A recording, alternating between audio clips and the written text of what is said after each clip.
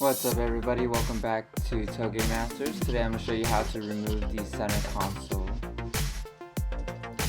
You're going to use a flathead to remove these two screw covers. Underneath there's going to be two Phillips head screws.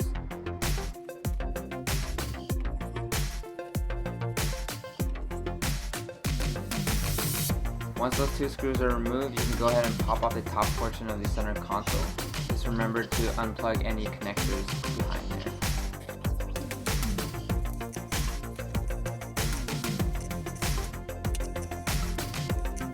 With that removed, there's going to be two screws. There are also Phillips heads inside the cubby.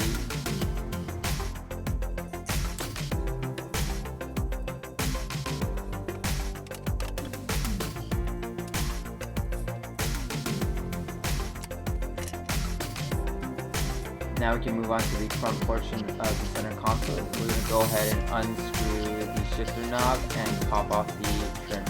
There's no screws holding this in place, so just give it a quick tug.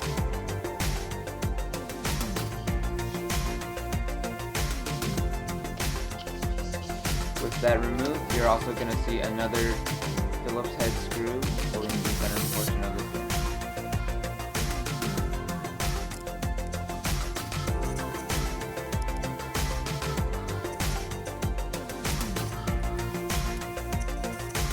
With that screw removed, you're going to go ahead and remove two more Phillips screws holding the front portion of the center console in. So one on each side.